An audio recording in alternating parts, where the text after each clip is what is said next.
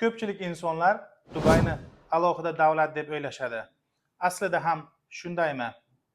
30 soniyalik bu video barcha savollarga to'liq javob beradi deb o'ylayman. Dubay Birlashgan Arab Amirliklarining bir qismi bo'lib, u jami 7 ta amirlikdan iborat.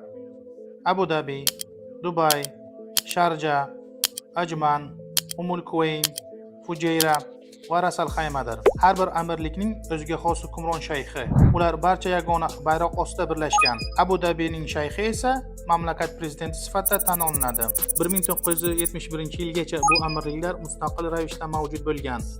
Britaniya bu hududni tark etgach, ular kuchliroq bo'lish uchun birlashishga qaror qiladilar va natijada hozirgi Birlashgan Arab Amirliklarini tashkil etadilar. O'ylaymanki, endi siz bu savolga javob oldingiz. Endi esa Dubayni hali ham davlat deb o'ylaydigan tanishlaringizga bu videoni ulashib qo'ying.